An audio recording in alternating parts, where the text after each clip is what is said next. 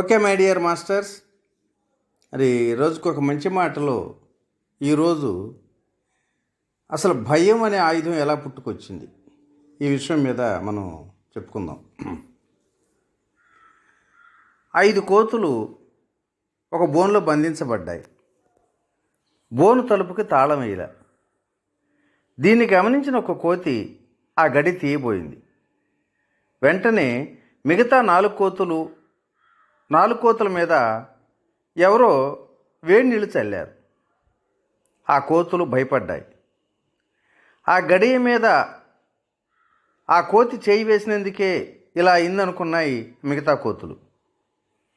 బయటకు పోవాలని ప్రయత్నించిన ఆ కోతి మీద పడి ఆ కోతిని లోపలికి లాగేశాయి. లోపల ఉన్న 5 కోతుల్లో ఒకదాన్ని బయటకు తీసి కొత్త కోతిని ఒకదాన్ని లోపలికి పంపించారు. ఆ కోతి కూడా తలుపు వైపుకి వెళ్ళింది. ఇప్పుడు ఆ వేడి నీళ్ళు చల్లక ముందే ఆ మిగతా 4 కోతులు దాని మీద పడ్డాయి. ఇంకో కోతిని కూడా మార్చారు. ఆ కోతి కూడా తలుపు దగ్గరికే వెళ్ళింది. చివరిగా వచ్చిన కోతి కూడా దాని మీదే పడింది. ఇలా ఒక్కో కోతిని లోపల నుండి బయటకు పంపిస్తూనే ఉన్నారు. చివరకు లోపల ఉన్న 5 కోతులు కొత్తవయ్యాయి. వాటిలో దేని మీద వేడి నీళ్లు కూడా చల్లలా.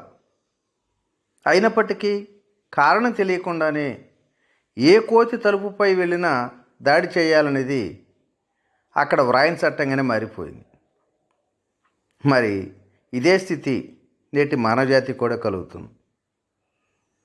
ఆది మానవుడికి కలిగిన ప్రాణభీతి, భయం తరతరాలుగా ఈరోజు వరకు కొనసాగుతూనే ఉంది. భయం అనేది లేదంటే దాదాపు అందరూ దేవుని పూజించడం మానేస్తారేమో. గుళ్ళలో ఎంతమంది భయాలు నూనె దీపాలుగా వెలుగుతున్నాయో చూస్తే ఆశ్చర్యం వేస్తుంది. ఈ భయం ఎందుకు వచ్చింది? క్రొత్తగా ఏదైనా చేస్తే ఉన్నది కూడా పోగొట్టుకోవాల్సి వస్తుందేమోనన్న భీతి ఎంతోమందిని శాసిస్తుంది. మనిషి మనస్సు చాలాసార్లు కోరుకునేది కొత్తదేది వద్దనే. కానీ మార్పు లేకుండా అదే అనుభవాలు కలుగుతుంటే జీవితం ఎలా ఉంటుంది? చప్పగానే ఉంటుంది. మార్పులను చూసి భీతి చెందాల్సిన అవసరం లేదు. మన భయాన్ని బలవంతంగా తరిమి కొట్టలేం. వీరుడిగా మారితే మన భయం పోతుందా? అది చెప్పలేం. మన భయాన్ని బలపరుచుకోవాలని చూస్తుంటాం. ఎందుకు? శత్రువు అనే ఒకరిని భావించటం వల్లనే అతడిని గురించి భయం పుట్టుకొస్తుంది. ఆ భీతి వల్లనే వీరత్వాన్ని ప్రదర్శించాల్సి వస్తుంది. అంటే భయం మారువేషం వేసుకొని ఆయుధాన్ని ఎత్తితే మరి దాన్ని వీరత్వం అనుకోవాలా? సముద్రం అడుగుదాకా వెళ్ళిన తర్వాత ఇంకా కిందికి పోవటం కుదరదు కదా. అక్కడి నుండే పైకి రాగలం. ఓటమి తర్వాత విజయమే మన సొంతం అవుతుంది. ఓటమి తర్వాత సముద్ర గర్భం లోపలికి వెళ్ళినట్లు అనిపిస్తే అక్కడి నుండి ఈదుకుంటూ పైకి రావటానికే కదా ప్రయత్నించాలి. మనస్సుకు అద్భుతమైన శక్తి ఉంది. శారీరకంగా చేయలేని వాటిని కూడా మనసుతో అనేక విధాలుగా సాధించవచ్చు. ధైర్యంతో పాటు పూర్తి శ్రద్ధతో విజయకాంక్షతో పనిచేస్తే విజయం తప్పనిసరిగా మనల్ని వరిస్తూనే ఉంటుంది. రక్షణ గురించి కలతపడుతూ ఉన్నందువల్లనే భయం మన జీవితంలో ప్రధానమైన ఆలోచనగా మారింది. మిగతా భావాలన్నీ ఆ వేర్లు పట్టుకుని పైకి వచ్చినవి. మన భయాన్ని పోగొట్టేది ఎలా? డైనోసార్ను తామే సృష్టించి దాని బారిన పడకుండా తప్పించుకోవటం ఎలా అని అంటూ ఆలోచించేవారి పరిస్థితిలాగానే ఉంది మన పరిస్థితి కూడా. భీతిని అణుచుకోవటం అంటే ఏంటి? దాని మీద ఎక్కి కూర్చుంటామా? కదలనీయకుండా దాని మీద ఎక్కి కూర్చుంటే ఏమవుతుంది? ఎప్పుడు మనం కదిలినా అది కూడా దిగ్గున లేచి బయటకు రావాలని చూస్తుంది. మనం లేచి నిల్చుంటే అది ఆకాశమంత ఎత్తులేసి పడగవి పాడుతుంది కూడా. ఒక అమెరికన్ మహిళ చెన్నై యాత్రకు వచ్చింది. చెన్నైలోని ఆటోలు ఆమెను ఆకర్షించాయి ఎంతగానో. తను చేరవలసిన ప్రదేశం చెప్పి ఒక ఆటోను మాట్లాడుకొని ఎక్కింది. వెంటనే ఆ ఆటో పందెంలో పాల్గొన్నట్టుగా బాగా వేగంగా బయలుదేరింది. చెన్నైలోని అంత ట్రాఫిక్లోనూ ఆటో పెద్ద శబ్దాలు చేస్తూ దూసుకుపోతూనే ఉంది. ఆ అమెరికన్ మహిళ భయంతో గట్టిగా అరుస్తుంది. అంత వేగం వద్దంటూ అరుస్తుంది, కానీ ఆటో వేగం తగ్గల. కొన్ని సందర్భాల్లో వెంట్రుక వాసిలో ఎదురు వస్తున్న వాహనాలను తప్పించుకుంటూ వెళ్ళింది. ఒక మలుపులో ఎదురుగా 2 లారీలు వస్తుంటే అవి 2 ఓవర్టేక్ చేసుకుంటూ ఇరుకైన దారి గుండా వస్తుంటే ఆమె తన గుండెల మీద చేతులు వేసుకుంది.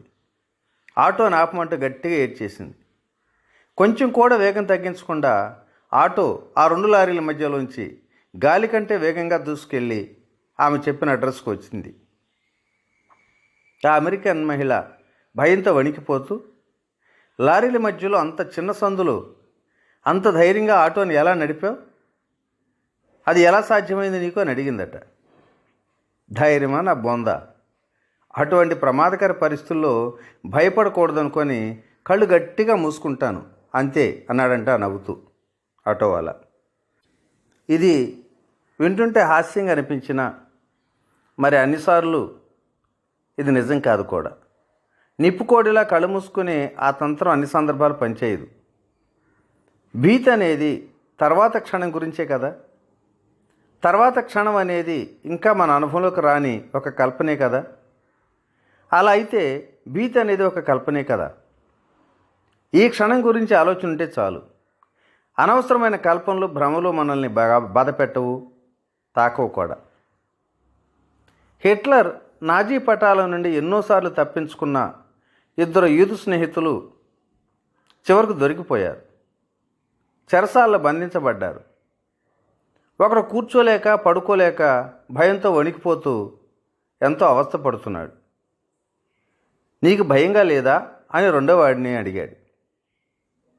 పట్టుబడే వరకు భయం ఉండేది, ఇంకా భయపడటానికి ఏముంది, ఇక ఆశతో ఉండాల్సిన సమయమే కదా ఇది అన్నాడు వాడు ఎంతో శాంతంగా. అలాగే భయం అనేది అనసాల్సింది కాదు. భయం ఒక అర్థం లేని భావన అని అర్థం చేసుకోవాలి.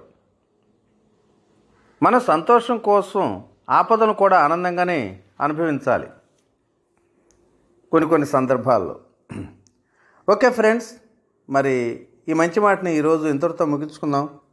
రేపటి రోజున ఈ భయాన్ని గురించి మరికొన్ని విషయాలు తెలుసుకుందాం. Okay, thank you. ఇట్లా మీ రామిరెడ్డి, మానస సరోవరం.